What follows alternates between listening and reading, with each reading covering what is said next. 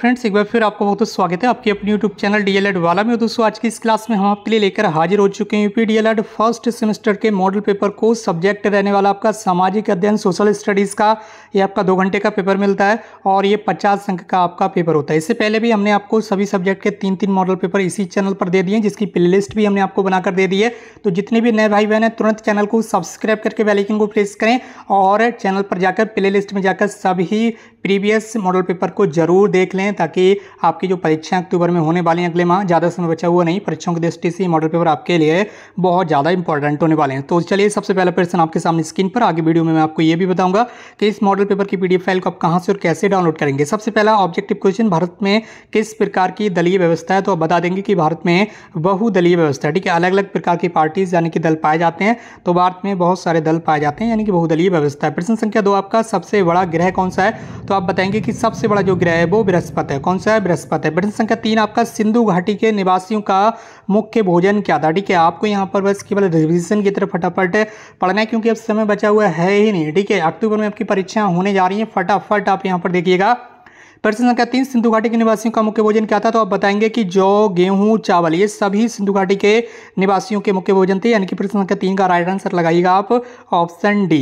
प्रश्न संख्या 4 आपके सामने स्क्रीन पर है, चंद्रग्रहण की घटना कब घटित होती है? तो आप बताएंगे कि चंद्रग्रहण की जो घटना है वो पूर्णिमा को घटित होती है। कब चंद्रग्रहण कब होता है? पूर्णिमा को होता है। ठीक है। प्रश्न संख्या आपका 5 है, पूर्व पाषाण काल की महत्वपूर्ण खोज कौन सी थी? ठीक है, पूर्व पाषाण काल की महत्वपूर्ण खोज कौन सी थी? तो आप बताएंगे कि आग की खोज जो है वो पूर्व पाषाण काल की एक महत्वपूर्ण इंपॉर्टेंट डिस्कवरी मानी जाती है, यानी कि खोज मानी जाती है। ठीक है। प्रश्न संख्या 6 आपके सामने स्क्रीन पर है, इसमें पूछा जा रहा है कि संसार का पहला पालतू पशु कौन सा था? तो आप बताएंगे कि संसार का जो पहला पालतू पशु था वो था आपका कुत्ता। कौन सा? कुत्ता। प्रश्न संख्या 6 का राइट आंसर आप लगाइएगा ऑप्शन डी। ठीक है, इसी के साथ आप बने रहिएगा क्लास में एंड तक, और इस क्लास को शेयर करते रहिएगा अपने फ्रेंड्स भाई बहनों के साथ, ताकि और भी भाई बहन हमारे साथ यहाँ पर जुड़ सकें। जितनी भी नए भाई बहन है, तुरंत चैनल को सब्सक्राइब कर लें। बहुत जल्द यहाँ पर आपको लगातार मॉडल पेपर मिलते रहेंगे, और यहाँ पर आगे आपको प्रैक्टिस सेट भी दे दिया जाएगा, तो निश्चिंत रहिएगा। और सबसे अगला प्रश्न आपके सामने स्क्रीन पर, संविधान सभा के स्थायी अध्यक्ष कौन थे? तो आप बताएंगे प्रश्न संख्या 7 का right answer doctor Rajendra Prasad. ठीक है, ये संविधान सभा के स्थायी अध्यक्ष थे। प्रश्न संख्या 7 का राइट आंसर ऑप्शन ए। ठीक है, बढ़ रहे हैं अगले प्रश्न को। प्रश्न संख्या आपका 8 है, इसमें आपसे ये पूछा जा रहा है कि शक्ति के प्रमुख साधन कौन कौन से हैं? कोयला, विद्युत, खनिज, ठीक है, लोहा इस्पात, वायु एवं जल। ठीक है, तो इसमें आपको बताना है कि शक्ति के यहाँ पर प्रमुख साधन कौन कौन से हैं। तो यहाँ पर जो है ये सारे के सारे जो हो जाएंगे वो आपके शक्ति के प्रमुख साधन हो जाएंगे। ठीक है, कौन सा? शक्ति के सभी प्रमुख साधन हो जाएंगे। ठीक है, अगला प्रश्न आपके सामने स्क्रीन पर है, प्रश्न संख्या आपका 9। इसमें आपसे पूछा रहा है कि सिंधु घाटी यानी हड़प्पा सभ्यता के उत्खननकर्ता कौन है, यानी कि किसने खुदाई की थी सिंधु घाटी सभ्यता की? तो प्रश्न संख्या 9 का आप राइट आंसर लगाएंगे दयाराम साहनी। ठीक है, क्या? Dayaram Sahni, option C. प्रश्न संख्या 10 आपके सामने स्क्रीन पर है, सबसे छोटा ग्रह कौन सा है? तो आप बता देंगे कि सबसे छोटा ग्रह जो है वो कौन सा है? बुध है। और सबसे बड़ा ग्रह यहाँ पर बृहस्पति है। ठीक है, अगला प्रश्न आपके सामने स्क्रीन पर है, प्रश्न संख्या आपका 11। बुद्ध महात्मा बुद्ध के समकालीन सम्राट माने जाते हैं, कौन माने जाते हैं? तो आप बताएंगे प्रश्न संख्या 11 का राइट आंसर अशोक। कौन? अशोक। ठीक है। प्रश्न संख्या 12 आपका, मेसोपोटामिया। मेसोपोटामिया किस देश से संबंधित है? तो आप बता देंगे कि जो मेसोपोटामिया है वो ईरान देश से संबंधित है। किस देश से? ईरान देश से संबंधित है, वर्तमान की ईरान देश से संबंधित है। प्रश्न संख्या आपका 13 है, वैदिक काल में एक ही वंश के सभी लोगों को क्या कहा जाता था? तो आप बताएंगे कि वंशज कहा जाता था। क्या कहा जाता था? वंशज कहा जाता था, वंशज। ठीक है। प्रश्न संख्या 14 आपके सामने स्क्रीन पर है, पुच्छल तारे बने होते हैं, किससे बने होते हैं? तो आप बताएंगे कि पुच्छल तारे जो हैं वो चट्टानों, बर्फ, धूल और गैस के आकाशीय पिंड से बने होते हैं, यानी कि प्रश्न संख्या 14 का राइट आंसर आप लगाइएगा ऑप्शन ए। ठीक है। प्रश्न संख्या 15 आपके सामने स्क्रीन पर है, पंचवर्षीय योजनाओं को अंतिम रूप कौन देता है? पंचवर्षीय जो योजनाएं होती हैं उन्हें अंतिम रूप कौन देता है? तो आप बता देंगे कि पंचवर्षीय योजनाओं को जो अंतिम रूप है वो यहाँ पर देता है यहाँ पर प्रधानमंत्री आपका। ठीक है, कौन? प्रधानमंत्री, यानी कि ऑप्शन ए जो है वो आपका राइट आंसर हो जाएगा। ठीक है, तो ये आपके 15 ऑब्जेक्टिव क्वेश्चन हो गए। अब मैं आपको आगे बताने जा रहा हूँ कि इस वीडियो फाइल मॉडल पेपर को आप डाउनलोड कर सकते हैं हमारे टेलीग्राम ग्रुप से, और टेलीग्राम ग्रुप की लिंक इस वीडियो के कमेंट बॉक्स में आपको दे दी गई, वहां से जाकर आप तुरंत डाउनलोड कर लीजिए। ठीक है, इस मॉडल पेपर को, और जितने भी मॉडल पेपर हैं सब यहीं पर आपको मिल जाएंगे। अगला प्रश्न अतिलघु उत्तरी प्रश्न का है, प्रश्न संख्या आपका 16, फराओ किसे कहते हैं? तो आप बताएंगे कि मिस्र के सम्राट को फराओ कहा जाता है। प्रश्न संख्या आपका 17, क्षुद्र ग्रह क्या है, ठीक है, क्षुद्र ग्रह क्या होते हैं, तो मंगल और बृहस्पति ग्रह की कक्षाओं के मध्य कुछ छोटे आकाशीय पिंड हैं जो सूर्य की परिक्रमा कर रहे हैं, उसे क्षुद्र ग्रह कहते हैं। प्रश्न संख्या आपका 18, इसमें आपसे पूछा रहा है कि राष्ट्रगान के रचयिता कौन थे, तो आप बताएंगे गुरुदेव रविंद्रनाथ टैगोर जी, ये राष्ट्रगान के रचयिता थे, ठीक है।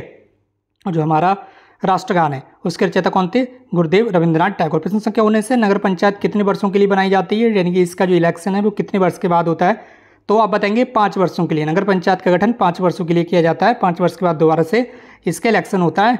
अगला प्रश्न आपका प्रश्न संख्या 20 है, पर्यावरण प्रदूषण के 2 कारण बता दीजिए, तो नगरीकरण और औद्योगिकीकरण में अत्यधिक वृद्धि की जा रही है, इसके अलावा तीव्र गति से बढ़ती हुई जनसंख्या भी यहाँ पर पर्यावरण प्रदूषण का प्रमुख कारण है। इसके साथ ही वनों का विनाश किया जा रहा है जो कि सबसे महत्वपूर्ण कारण है पर्यावरण प्रदूषण का, ठीक है। अगर यहाँ से कुछ प्रदूषण होता भी है तो वन जो है उसको कम करने में सहायक होते हैं, लेकिन आजकल आपने देखा ही होगा कि ये बताने की आपको आवश्यकता ही नहीं है वनों का किस तरह से कटान किया जा रहा है काफ़ी तेजी के साथ डेवलपमेंट के रूप में, तो इस कारण भी पर्यावरण प्रदूषण हो रहा है। प्रश्न संख्या 21 आपका अक्षांश रेखा किसे कहते हैं, भूमध्य रेखा के उत्तर या दक्षिण धरातल पर दिए गए किसी बिंदु से तथा पृथ्वी के केंद्र के बीच कोणीय कोण के माप द्वारा कोणीय कोण के माप दूरी को अक्षांश कहते हैं तथा अक्षांश को मिलाने वाली रेखा को अक्षांश रेखा कह देते हैं। प्रश्न संख्या आपका 22 खगोल शास्त्री किन्हें कहते हैं, तो आप बताएंगे कि खगोल शास्त्री किसे कहते हैं, जो वैज्ञानिक ब्रह्मांड के विषय में जानकारी रखते हैं वे खगोल शास्त्री कहलाते हैं। कौन खगोल शास्त्री कहलाते हैं, जो वैज्ञानिक ब्रह्मांड हमारे चारों ओर भी फैला हुआ है इस ब्रह्मांड के बारे में जो जानकारी रखते हैं उन्हीं को हम खगोल शास्त्री कह लेते हैं, ठीक है। प्रश्न संख्या आपका 23 पाषाण युग को कितने भागों में विभाजित किया गया, तो आप बताएंगे पुरापाषाण काल, मध्य पाषाण काल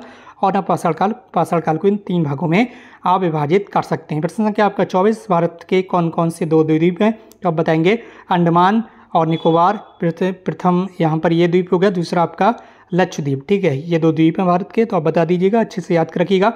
प्रश्न संख्या आपका 25 कुमार के चाक का प्रयोग किस सभ्यता ने सबसे पहले किया था, तो आप बता देंगे कुमार के चाक का प्रयोग मेसोपोटामिया की सभ्यता ने किया था, ठीक है, सर्वप्रथम, ठीक है। कौन सी सभ्यता ने, सर्वप्रथम मेसोपोटामिया की सभ्यता ने। प्रश्न संख्या 26 है, भूमध्य रेखा किसे कहते हैं, तो आप बता देंगे कि पृथ्वी को ध्रुवों में बांटने वाली रेखा को भूमध्य रेखा कहते हैं, ठीक है। प्रश्न संख्या 27 है, ग्राम पंचायत के महत्व बता दीजिए, तो गांव से संबंधित निर्णय ग्राम पंचायत में लिए जाते हैं, गांव के लोग अपनी समस्याओं को गांव पंचायत में सुलझा सकते हैं, ग्राम पंचायत में सुलझा सकते हैं, जिससे उनके समय संपत्ति तथा संसाधनों की भी बचत हो जाती है, ठीक है। अगला प्रश्न आपके सामने स्क्रीन पर है, प्रश्न संख्या 28, सबसे छोटे महाद्वीप का नाम बता दीजिए, तो ऑस्ट्रेलिया महाद्वीप जो है वो क्षेत्रफल के आधार पर सबसे छोटा है और अंटार्कटिका महाद्वीप जो है वो जनसंख्या के आधार पर सबसे छोटा है, ठीक है। आपको दोनों को ही ध्यान रखना है, ठीक है। चलिए अगला प्रश्न आपके सामने स्क्रीन पर है, प्रश्न संख्या आपका 29, प्राचीन भारत के 2 महाकाव्यों का नाम लिखिए, ठीक है। तो आप बता देंगे कि महाभारत और रामायण, ठीक है, महाभारत और रामायण, ठीक है। प्रश्न संख्या आपका 30, नासा का पूरा नाम क्या है, तो आप बताएंगे national aeronautics and space administration, ठीक है, ठीक है। तो ये आपका हो गया नासा का ही फुल फॉर्म, ठीक है। यहाँ से आपकी ये लघुत्तरीय प्रश्न है, इन्हें आपको जरूर तैयार करना है, परीक्षा के लिए बहुत ज़्यादा इंपॉर्टेंट है, क्योंकि अक्टूबर में आपकी परीक्षा होने जा रही है, परीक्षाओं के लिए इन प्रश्न को जरूर तैयार कर लें, ठीक है।